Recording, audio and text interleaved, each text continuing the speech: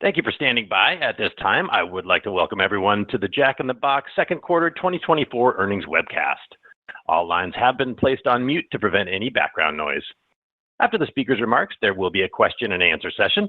If you would like to ask a question during this time, simply press star followed by the number 1 on your telephone keypad. Once again, star 1. And if you'd like to withdraw your question, simply press star 1 again.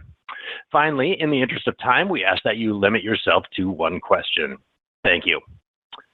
I would now like to turn the call over to Chris Brandon, Vice President of Investor Relations. Chris, please go ahead. Thanks, operator, and good afternoon, everyone. We appreciate you joining today's conference call, highlighting results from our second quarter 2024. With me today are Chief Executive Officer Darin Harris and our Chief Financial Officer Brian Scott. Following their prepared remarks, we will be happy to take questions from our covering sell-side analysts.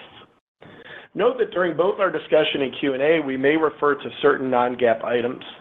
Please refer to the non-GAAP reconciliations provided in the earnings release, which is available on our investor relations website at jackinthebox.com. We will also be making forward-looking statements based on current information and judgments that reflect management's outlook for the future. However, actual results may differ materially from these expectations because of business risks. We therefore consider the safe harbor statement in the earnings release and the cautionary statements in our most recent 10-K to be part of our discussion. Material risk factors, as well as information relating to company operations, are detailed in our most recent 10-K, 10-Q, and other public documents filed with the SEC and are available on our investor relations website. And lastly, I'd like to update you on our upcoming conference and event plans for the next few weeks. On Tuesday, June 2nd, we will be attending the Stifel Conference in Boston.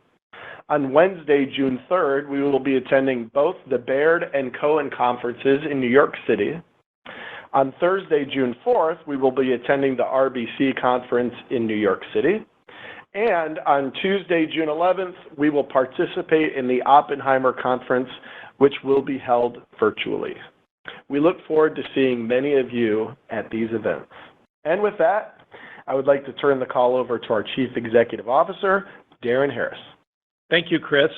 I appreciate the opportunity to speak with you today regarding our performance and results. To start, I want to thank everyone in the organization for their efforts in driving material progress on our breaking out of the box long-term additions of targeting top-tier AUVs, improving restaurant-level economics, driving digital growth, and building new restaurants with compelling returns for franchisees. Now at this point, you're aware of the consumer headwinds impacting our industry and the need to drive transactions and win share, especially with the lower-income guest. Providing a compelling value offering, in essence, what you get for what you pay, is more important than ever to our barbell strategy and messaging. Today, I'll talk more about our second quarter results and long-term goals, but we'll also share our near-term plans to play offense by executing on our exciting second half of the year marketing calendar. Although Q2 proved to be a challenging sales environment, I'm encouraged by the improvement at Jack near the end of the quarter and leading into May. Brian will speak more on what occurred during the quarter and our current trends, and while there are still headwinds, the direction through the early stages of Q3 is more encouraging.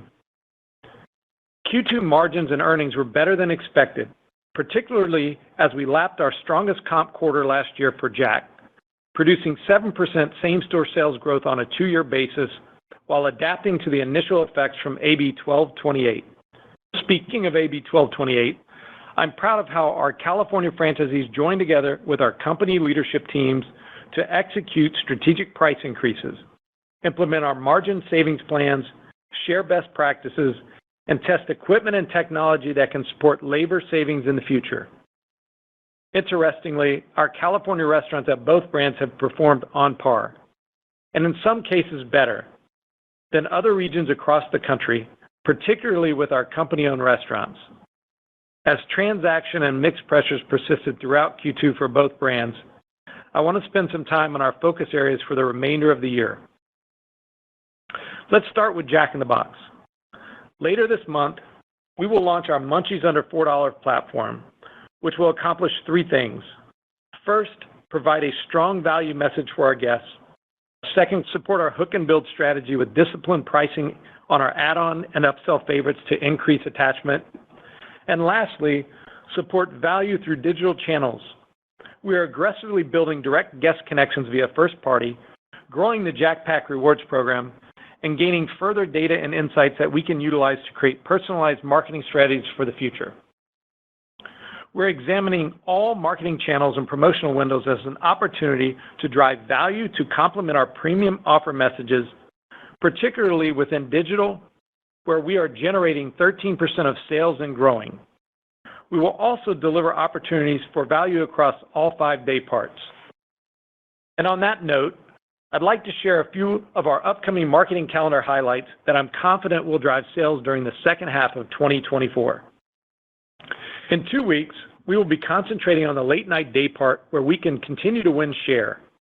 Backed by popular demand will be our Chicken Tater Melt, a favorite from our original Munchie Meal menu. And to make it even more exciting, we are partnering with Ice Cube to help us reintroduce it. Cube's Munchie Meal will help bring back this item that has been in high demand from our longtime late night fans for the past couple of years. We were thrilled to learn that Ice Cube, the rapper, actor, film producer, and Rock and Roll Hall of Famer, was a huge Jack in the Box fan, and we are eager to roll out the campaign via television and our social channels. This partnership further displays the pop icon status of Jack Box as he partners with other celebrities to deliver the unique offering our guests and fans expect. Also, at the end of this month, we will launch wings system-wide. Our product test this past November drove both transactions and outstanding feedback from our guests that craved this product and wanted to order it again. We will initially promote wings via digital and social, then plan to support the product with a major campaign in the future. Our Smash Jack, which launched in the second quarter, drove high single-digit mix and improved the average check by 200 basis points and really resonated with our premium guests.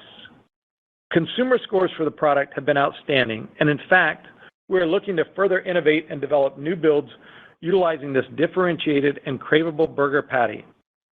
Brian will have more detail on how Smash Jack performed and a supplier delay which impacted Q2 results. We will drive breakfast top line by making French toast sticks a proven fan favorite LTO item, permanent on our menu. This will provide a strong offering in addition to featuring breakfast messaging in every marketing window.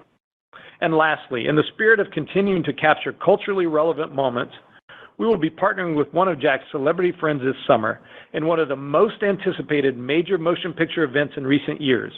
Stay tuned. Despite the challenging consumer environment, I'm excited by what this team is creating to connect with guests and drive transactions. And as you can see, our second half marketing and promotional calendar is robust and will occur as we lap easier comparisons from a year ago. We will lead with value and follow with innovation while communicating in our own unique Jack way. Part of our breaking out of the box strategy, we shared plans at our Investor Day to modernize our technology and data capabilities at the restaurant level and within our MarTech stack. This strategy includes our plan to aggressively pursue digital growth. Our first-party platforms continue to grow meaningfully, and our third-party activity remains stable as we battle in a pay-to-play marketplace. First-party channels grew over 80% during the quarter and has grown, on average, 75% each quarter for the past year. We believe we can continue this strong growth through the launch of our next-generation mobile app later this year, with an emphasis on building active users and capturing data to reach our guests more effectively. At the restaurant level, we recently announced our partnership with Q, which will serve as the unified commerce platform at the heart of our new point of sale that will be installed across the entire Jack in the Box system. The new POS unlocks a variety of ways to enhance the guest experience and pursue our vision for the Jack restaurant of the future. It will significantly enhance our digital and in-restaurant loyalty integration, improve customer data capture, and streamline integration with our web and mobile ordering platforms. It will unlock the ability to effectively deploy kiosks and upgrade our back-office inventory and labor management systems, And in the longer term, it will improve our ability to deploy automation and use AI throughout the restaurant. Turning to unit growth and restaurant-level economics, our focus on increasing restaurant-level margins is critical to our long-term growth and will ultimately benefit the entire system. These efforts contributed toward Jack's 23.6% restaurant-level margin this quarter and was driven in part by ongoing equipment, technology, and financial fundamentals initiatives that our franchisees are embracing. Of the programs we have rolled out to the system, an example being hydro-rinse equipment, we are currently at over 50% full system adoption. Next steps for additional savings include the 3-in-1 toaster and then inventory and labor tool rollouts. We are very encouraged at the way these initiatives are supporting our long-term ambition of franchise restaurants realizing 15% four-wall EBITDA and an under 5-year payback on new restaurants. Aligning to our ambition to drive higher AUVs, last month we rolled out our new Craved Reimage and Refresh program to the franchise system, coupled with a $50 million commitment toward this program. We are thrilled with the interest and excitement from franchisees, with submitted requests to remodel over 500 restaurants. The performance of our new restaurants with this design has been outstanding, and we are confident these remodel efforts will drive incremental same-store sales. Franchisees will utilize this design in new restaurant builds and now have this image option in a remodel format, which has created even more excitement around the remodel program. We now have 71 restaurants in the design and permitting stages for our previous industrial design, and all restaurants from this point forward will feature the new Crave treatment. Turning to new market performance, we opened our first restaurant in Mexico during Q2, and much like our other new market locations, its performance has been beyond expectations. We will open our second Mexico restaurant in June, with a third set to open later this year. The success of our first opening there has generated interest from other operators throughout the country, and I am pleased to report that the trailing 12-month AUV for all new market restaurants, which now includes Mexico, is nearly $100,000 in weekly sales on average.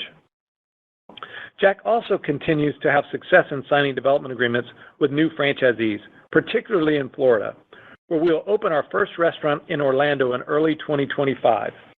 We recently signed a new franchisee with outstanding restaurant experience to open in Tallahassee, and we now have 31 total restaurant commitments in Florida and have seen a continued increase in franchise development interest. Maximizing unit economics and lowering build costs are critical elements in achieving our ambitions of a sub-5-year payback and hitting net unit growth of over 2%. Our design and construction teams continue to identify ways to value engineer our Crave prototype and have made significant progress toward our build cost goals for both brands. While it will take some time to fully realize our new restaurant payback objectives, there is a clear path to making this happen.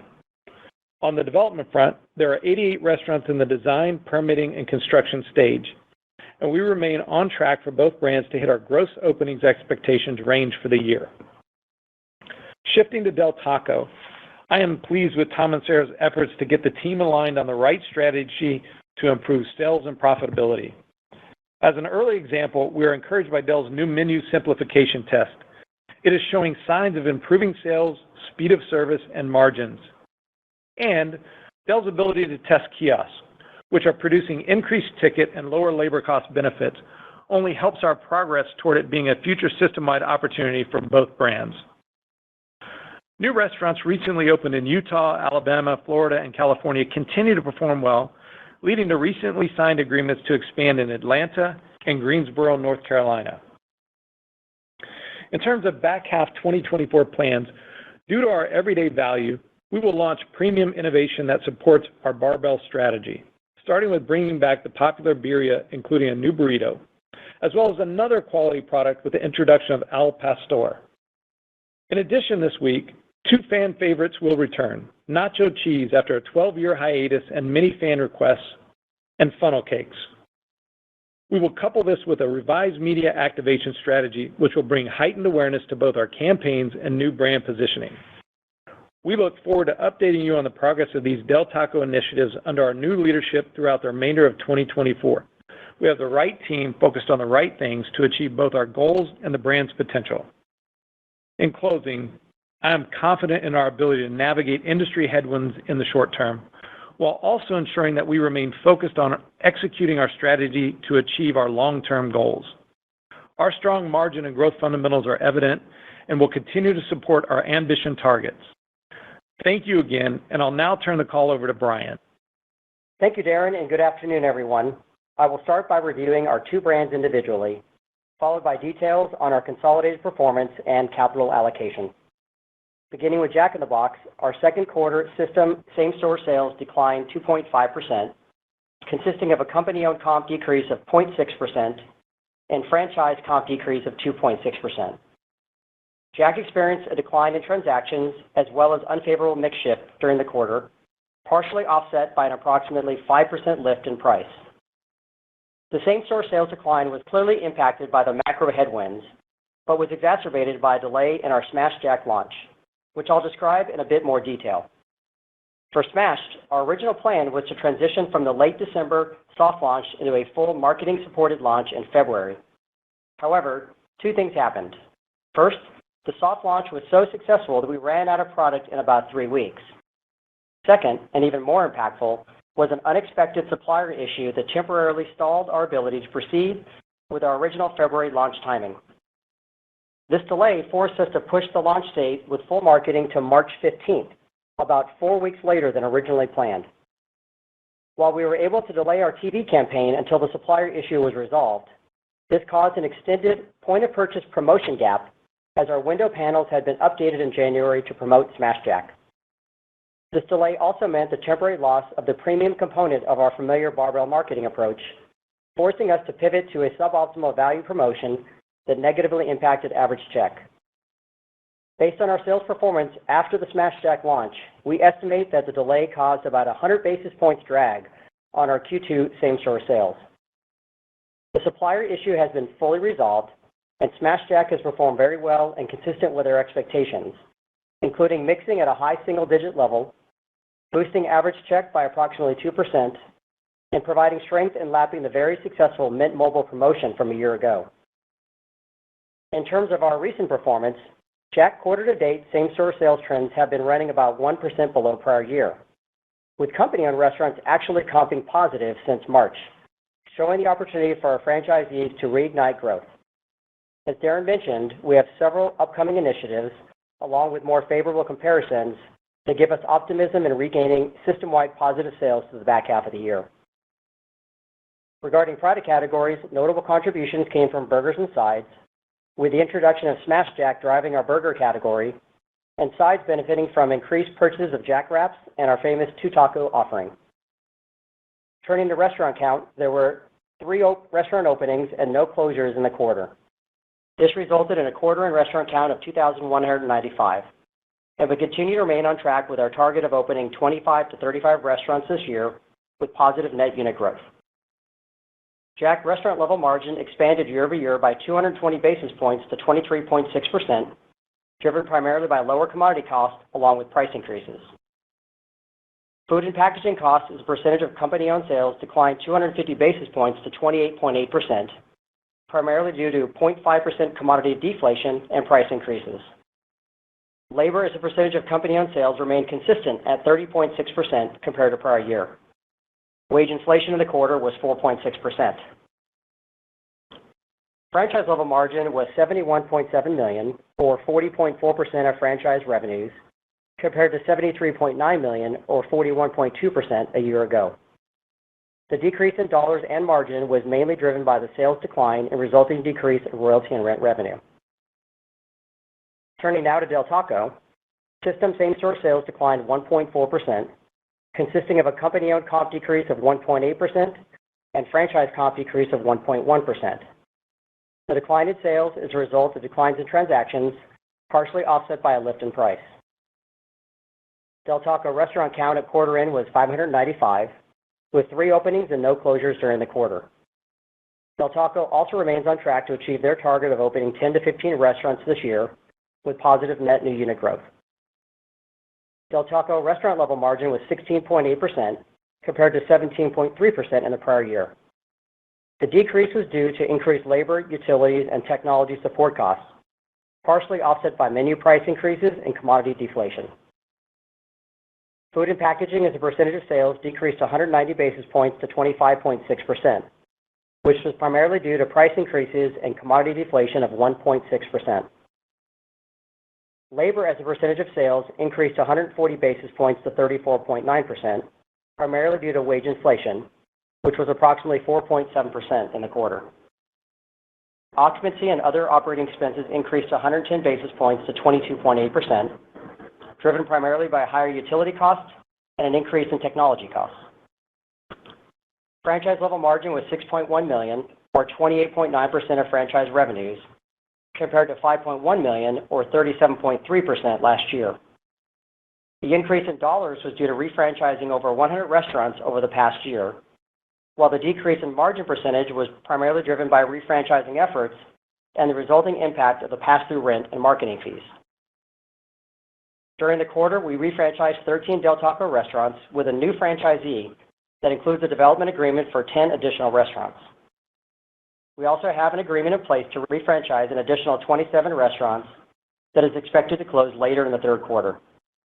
We currently remain on track to have 40 to 60 refranchised restaurants this year.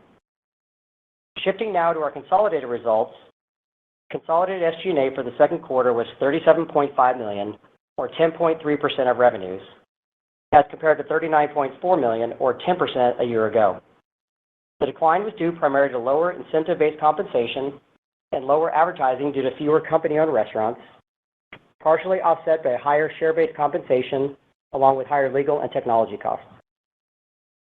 Our G&A expenses, excluding net COLI gains and selling and advertising of $31 million, were 2.5% of total system-wide sales. Consolidated adjusted EBITDA was $75.7 million, down from $80.6 million in the prior year, due primarily to the impacts from the Del Taco refranchising as well as a decrease in sales.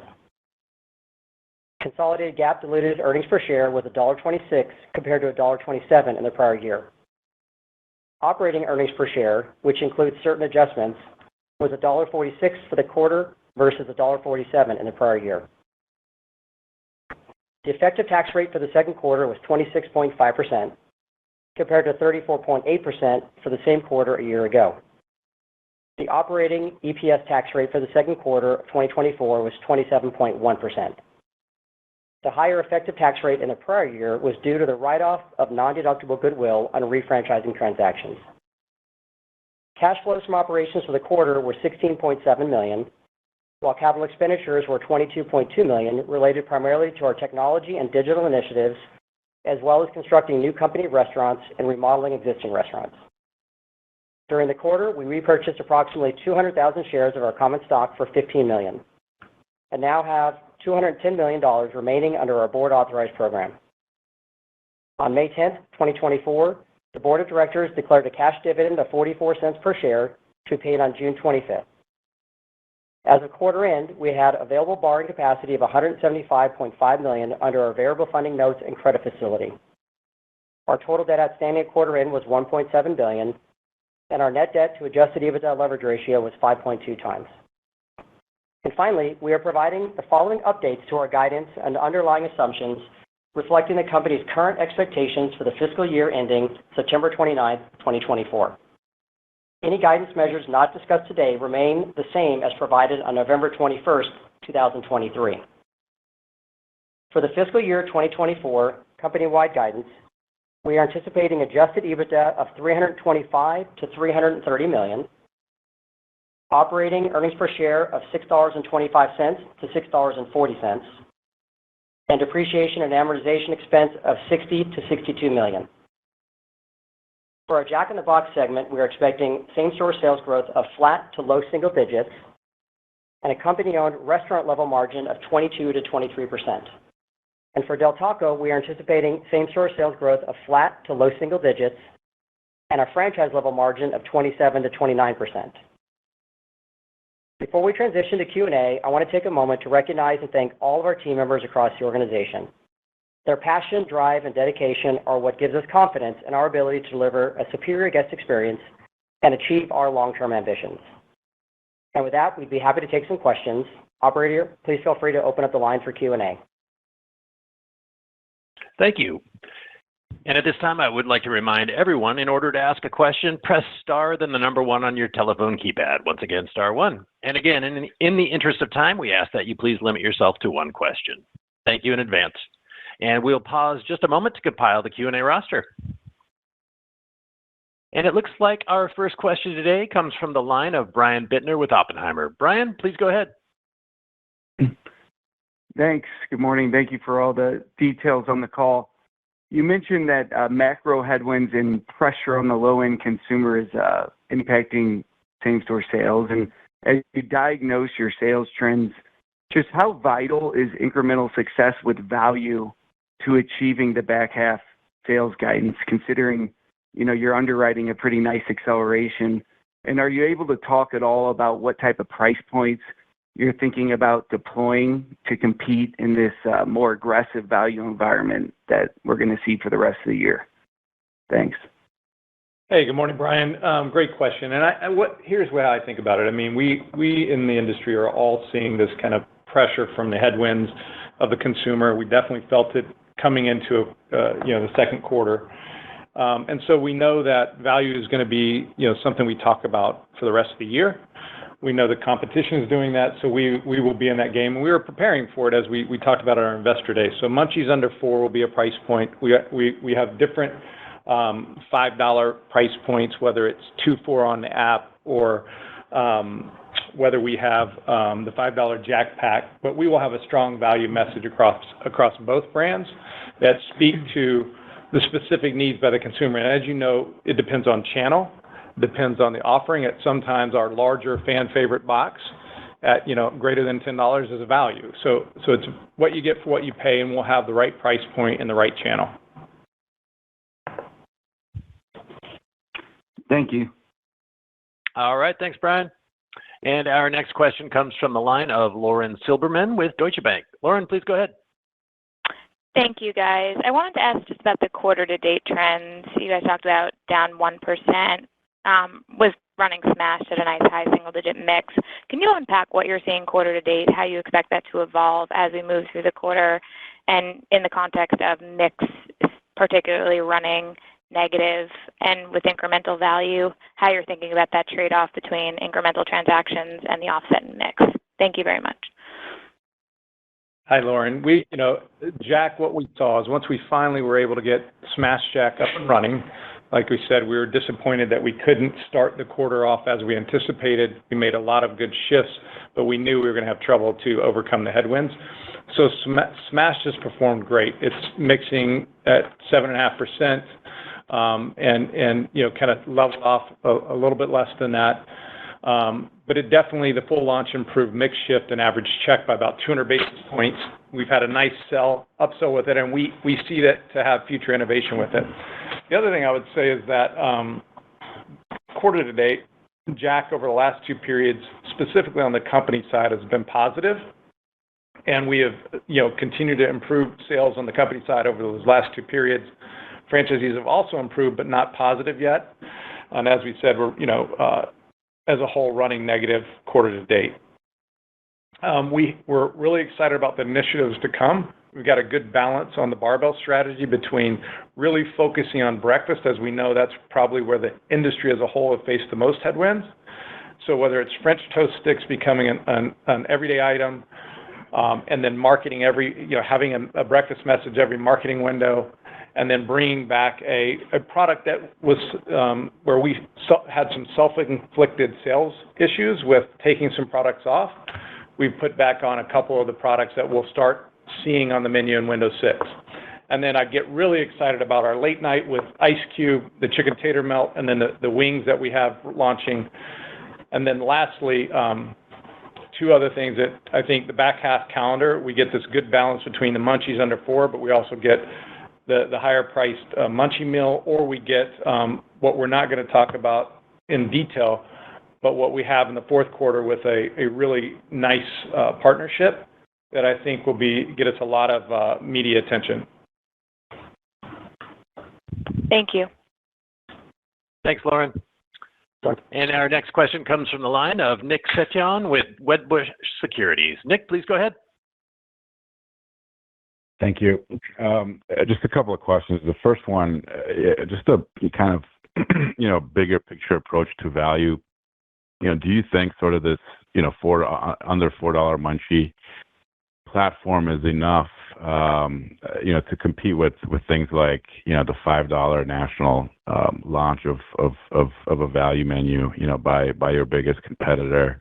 Is it enough in terms of just, what Jack value going forward should be, or is there like a more holistic approach to value in terms of a more sort of specific value meal type of offering that is necessary? Number one, and then just on the Del Taco side, it would be great to know what the quarter-to-date trends there are, and where you'd say you are with respect to the progress around the new strategy that launches there. Thank you. So, I would be speculating if I thought, we knew how to react to the market. But what I would say is we're going to stick to what we do well, and we think the Munchies Under $4 is the right value message, to promote. But I also think, what we're seeing as value is what you get for what you pay. And so the right channel to the right guest is really what we're focused on. And sometimes that's not just a $5 meal. We do have that available to us, and we will promote it in-app. We'll get a lot more aggressive in-app to build our loyalty and database. As an example, recently we've had 2 for $3 Jacks. So we know it's really going to depend on knowing our consumer, how to reach them through the right channel at the right price with the right product. And like you said, our premium items. If you think about Smash Jack for the right guest, that's one of the more premium price points we've had on the menu, and it's doing extremely well. Yeah, and keep in mind, we have value on the menu. So part of this Munchies Under $4 strategy is to making sure that it's easier for guests to see that and all in one place, and then promoting that more. We've changed our marketing strategy going forward. We're promoting value more so that our customers know that they'd have that option. And then as they come in, they're more likely to add on as we have the right products at the right price. So I think we've got a good strategy there. We have other things we're looking at, and we could activate more if we need based on market conditions. But I think we've got a good strategy in place we think will resonate, and then we'll continue to evaluate what happens with the competition. All right. Thanks, Nick. And our next question comes from the line of Gregory Francfort with Guggenheim Securities. Gregory, please go ahead. Hey, thanks for the question. My question is just, can you guys maybe expand a little bit more on the experience in California since the minimum wage increases went into effect, and what you're seeing from a consumer standpoint? I mean, you guys have a lot of exposure there, but you also, I think, have done some things to try to mitigate it. Just any more detail on how that's gone. Thanks. Yeah, our restaurants in California are at par or actually better than non-California markets. So we've seen check is offsetting the lower transactions. Our company-owned is performing even better than the positive comps. But we're keeping a close eye on it still, and it's still early. But overall, we feel that we've done the right things with the right price with the franchisees. We're seeing early indications that they're able to manage through, kind of the sales and margins, and we're all learning how to do that. And we've offered significant strategies in which to overcome kind of the margin compression issues. But overall, our California restaurants are at par or better than non-California. Yeah, as Darren said in his opening remarks, it's interesting that our company restaurants have been running positive since the March period, and most of those restaurants are in California. So I think it's just an indication that if we're really strategic and surgical on how we adjust price to accommodate for the higher minimum wage, you can still do it effectively and drive positive comps. So I think we're working closely right now with our franchisees because they are running negative, much better since Smash launch. But I think there's some opportunity there for them to kind of relook at some of their price points on certain products that will help drive better traffic for them going forward as well. And I think, again, the positive comps we're seeing, the company stores is an indication of the opportunity that they have as well to turn things. And then you couple that with the next promotional calendar we have and some of the new products coming out. That's why we have confidence in getting the whole system back to positive here in the back half of the year. All right. Thanks, Greg. And our next question comes from the line of Alton Stump with Loop Capital. Alton, please go ahead. Great. Thanks for taking my question. Just wanted to ask you, it sounds like you've got obviously, several pretty big, upcoming things going on. The wings launched, of course, the Execute Munchie Meal, something bigger coming this summer, sounds like. I'm just curious, how much of an impact do you think that could have, not just on, obviously in their own right, selling well, but just kind of bringing more news flow back to the Jack in the Box brand in general to consumers? Yeah, I think, from a standpoint of leading, wings is one where we, it's the benefit we see from leading with value, but also innovation. So that'll be an innovation item that we think will drive traffic to Jack. We saw that when we tested it. It performed extremely well, so we think it'll bring traffic. We also think it'll improve our attachment rates. It's similar to when we rolled out Tiny Tacos. I think it's a great product for attachment. We saw that in the test. And so we think there's a substantial benefit in the back half of the year when you think of, attachment of Munchies Under $4 or as a meal. And then the wings, I think, will be a really good lift for us. Great. Thanks so much. Thank you. And our next question comes from the line of Jon Tower with Citi. John, please go ahead. Great. Thanks for taking the question. Just a clarification on the question. On the Munchies Under $4, is that effectively discounting existing products? Or are you introducing some value and engineered products on this menu? So there'll be some new news with it. And then the question is, on the value front in particular, with a lot of the larger brands kind of amplifying their message in the back half, are you guys contemplating the idea of upping your dollar spend to kind of combat that? Or is it just a shift in mediums and some of the messaging, like you're saying, tagging breakfast in most of your advertising? So the Munchies Under $4 is definitely a change to our overall value menu by adding some items and, as you said, tweaking or changing some of the, offerings under the Munchies Under $4 with some, margin improvement opportunities.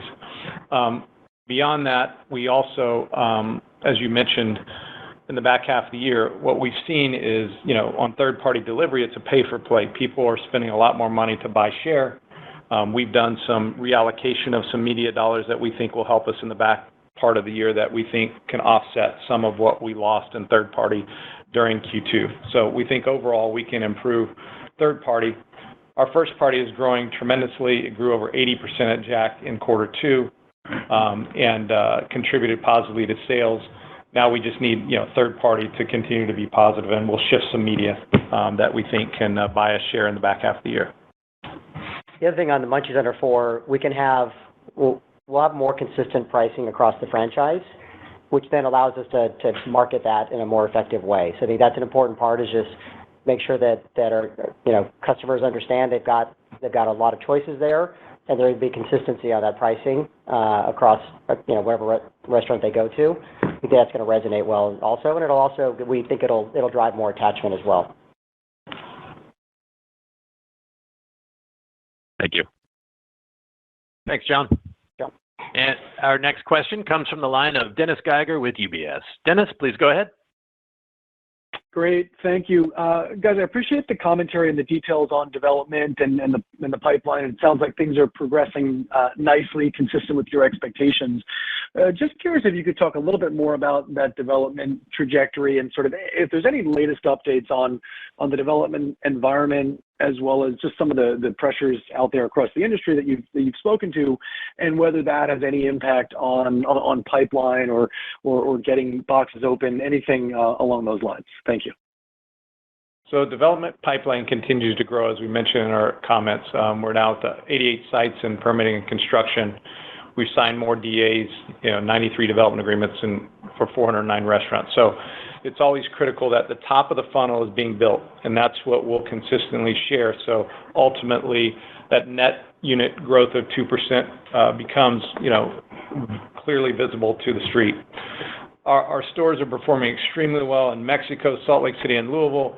Mexico's averaging, 90,000 plus a week. Restaurants to open by the end of the calendar year. more franchise interest in Mexico. Salt Lake City, we've had 5 restaurants open, the trailing 12 months of over $100,000 in average weekly sales. They're performing extremely well. 8 more restaurants to open by the end of 24 in Salt Lake City. And then Louisville, we have 2 restaurants open, and they're averaging over $70,000 a week in average sales, with 5 more restaurants to open by the end of 2025. So our new markets are doing well. We have not seen a slowdown in development. I think there's naturally some projects they're not stopping. They just may take a little bit longer, but we haven't seen the development pipeline slow down as a result of what's going on in the market. And then I'll add one more thing and then turn it back over for questions. But Florida is, we're excited about the interest we're getting there. We've talked about it at our Investor Day about just the awareness in the market is strong. So we signed, over 30 commitments to build in both Tallahassee and Orlando with some experienced operators. So our plan to grow this brand in new markets is working very well. To expand with new franchisees is working well, and you're starting to see the traction, and we just continue to look forward to updating you as it grows. Yeah, another thing I'd add is that, in terms of development, you can imagine, California with AB 1228, we've heard some, a little bit of maybe concern or pause on that. It just takes a little bit longer. But we're seeing a lot of development agreements in the Southeast and other markets. So I think that's also why we're confident in our ability to continue to drive unit growth. And that's why it's been so critical to expand into new markets and bring in new franchisees so that, all the things that you just heard Darren talk about were all in new markets where there's a lot of enthusiasm in driving forward. So we feel good about that. Really haven't lost any momentum at this point. And everything, if anything, we're continue to see more new franchisees come in, and we've also got a couple other markets as well that we'll be announcing here hopefully soon with new franchisees. So momentum is strong, and as we mentioned on the prepared remarks, we're still on track to hit our new unit openings for both brands in this fiscal year, and feel like we're setting ourselves up for an inflection to higher unit growth in fiscal 25. All right, thanks, Dennis. And our next question comes from the line of Chris O'Cull with Stifel. Chris, please go ahead. Thanks, guys. This is Patrick on for Chris. Good morning. So the restaurant performance, obviously, at Jack was impressive this quarter, and I was hoping, you could help us understand just the commodity outlook for the company stores over the remainder of the year, given you didn't decrease your commodity inflation outlook for the year. And then just beyond that, how should we be thinking about the more sustainable drivers that won't come under pressure as we think about how to forecast that out over the second half of the year? Thanks. Yeah. Thanks, Patrick. Yeah, you said commodities have been favorable in the first half of the year. We talked about deflation in both the first and second quarter. We still have a favorable outlook in terms of commodities for the full year. It'll the amount of benefit we expect will moderate in the third and fourth quarter just because we've seen some upward pricing like everybody else in beef prices, but other commodities have continued to still work favorably, and we've hedged well to kind of manage those costs. So, overall for the full year, we tightened our restaurant level margin outlook for the full year on Jack, and in part because the commodity costs have been favorable, and that will continue through the back half of the year. But no, not at the pace we've seen in the first half, but still a good overall and helpful when you consider some of the impacts we're going to feel from the minimum wage increase. And the same is true on the Del side.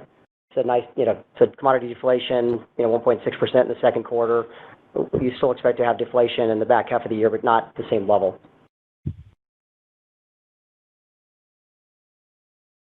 Great, thanks, Patrick. And our next question comes from the line of Sara Senatore from Bank of America. Sarah, please go ahead. Thank you. And I actually have 2 questions, but they're both follow-ups, so hopefully that counts as one. The first is that, you mentioned the quarter-to-date comp is down 1 for Jack, which I think on a quarterly basis would imply stable 2-year, if that's the right way to look at it. I know there's been a lot of volatility over the last couple of years.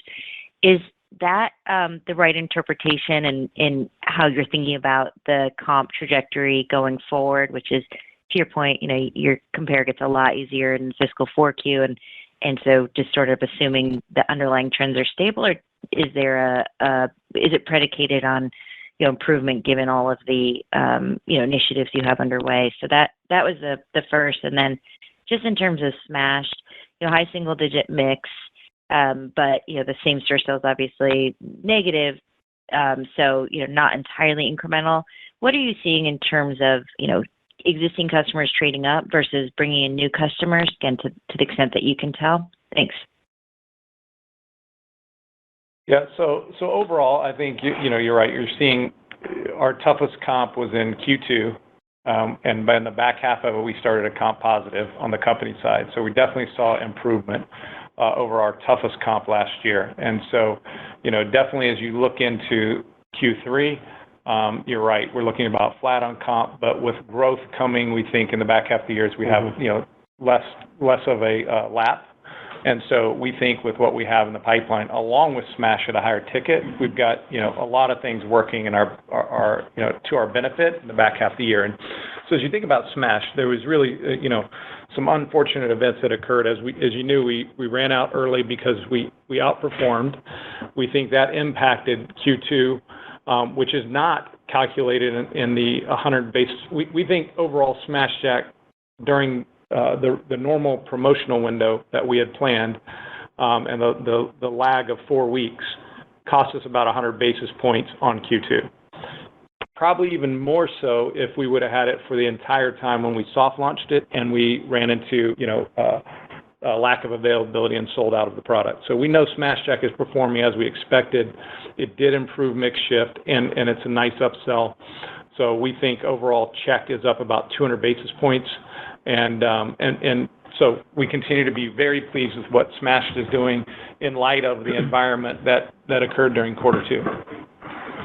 Yeah, and on the second point too, on the mix, we saw still pressure on breakfast. Our attachment rates on drinks and combos was lower as well, and so that's why we think some of this work on the value side will be very helpful as we can bring more guests back through and improve attachment rates. I think that's going to be part of our story of how we improve the mix going forward as well. In terms of predominantly, we've seen more trade up than bringing in new guests, but I think it's we kind of launched it into a kind of a different environment than we expected. But I think as we go forward, we do believe it will continue to drive more guests in over time as they get a chance to experience the product. And then again, we want to make sure we have other items in the menu that are going to bring them in. But everybody's tried the product is impressed, and we think it's a really important part of our go forward strategy. Great, thank you, Sarah. And our next question comes from the line of Jim Sanderson with Northcoast Research. Jim, please go ahead. Hey, thanks for the question. I wanted to follow up on the commentary you provided about the point of sale system. Just wondering if you can update us on how that will influence the timing of loyalty and potentially adding kiosks across Jack in the Box and Del Taco. Thank you. Yeah, I think from a standpoint of the POS rolling out is our first focus, and we'll target full implementation by 2025. But we're also aggressively moving towards kiosks. We've seen really good results on the key. So many of our POS systems have a guest-facing component to the POS, so it operates as a kiosk, and we've seen really good countertop performance out of that system. We also add freestanding kiosk into the dining room, and this we can do that hand in hand, and we'll lead in California with kiosks throughout the next year to year and a half. Yeah, on the loyalty side, so as we roll out the new POS, in conjunction with that, we mentioned we're also going to be coming out with kind of a next generation of our app on the Jack side, and that'll roll out here in the next few months. That's going to improve just the overall experience for anybody ordering through the app. It works now well, but we know that there's opportunity to improve that experience. And then between those two things, we'll be able to create a more integrated loyalty program where if they're ordering through the app, if they're coming in and using the kiosk, they'll just be more easily able to access their loyalty program. And so that's all coming here very, very soon. In the kiosks we have in place in both Del and at Jack, we're seeing about a 15 to 20% lift in ticket and about 4 to 6 hours a week in savings from labor. Thank you. Thank you. Thanks, Jim. And our next question comes from the line of Jake Bartlett with Truist Securities. Jake, please go ahead. Great. Thanks for taking the question. Mine is another one on the Smash Jack. And in the past, I think it's been compared to Buttery Jack, especially, the initial test and how strong that was. My question is, how it's mixed, how the Buttery Jack mixed initially, and then what was the trajectory, after the initial mix? I'm just wondering whether there was a, material deceleration, then build from there. Just, kind of what we can expect from the Smash Jack going forward. Yeah, if it follows the same path. Yeah, my view is Smash Jack will have a longer lasting impact at 6 to 7% of sales and stay solid as just a solid menu performer like our Ultimate Cheeseburger. Whereas Buttery Jack had a very spike in launch, closer to 10 or 11%, where Jack, the Smash Jack was probably close to 8 or 9%. And then Buttery Jack had a more precipitous fall off. And so, we think overall the Smash Jack, because of what we're doing with innovation with that product, because of how good it is, we think there's a lot of continuation of, product extensions that will add to the menu that can really help our innovation pipeline. Great. Thank you so much. Thanks, Jake. Thanks, Jake. And our final question today comes from the line of Alex Slagle with Jefferies. Alex, please go ahead. All right, thanks. Just wanted to follow up a little more on menu mix, which has become, I guess, increasingly a bigger headwind in recent quarters for Jack and already been tough for Del Taco for a while. And you called out the Smash Jack issue this quarter, but just any sense of where we are now in terms of rebalancing back to pre-COVID levels and number of items per check after, the mix was up nearly double digit for 2 years in 20 and 21. Just trying to get a sense of what to expect in the back half on mix and how that plays out going forward. Yeah, I think it's a great question. We're not back to the days of pre-COVID. It is the lowest we've seen on, items per ticket since COVID. And what I would say is I think some of that is what we've done from a standpoint of our add-on strategy. I think that's one of the opportunities we have to get more aggressive during this value period is on those attach and add-on items. And we've got a strategy that, in addition to the Munchies Under $4, that we'll do via our loyalty and via online and digital that I think can really push back to some attachment rates that we saw. I don't think we'll get all the way back to pre-COVID, but we definitely think there's an opportunity there that we're pursuing. And part of that is things like wings that we mentioned, and then a few other items that we have in the pipeline that we think can really help those attachment rates and drive that, items per ticket. Thanks. Thank you, Alex. And thank you all for your questions today. Ladies and gentlemen, that does conclude today's call. Thank you all for joining, and you may now disconnect. Have a great day, everyone.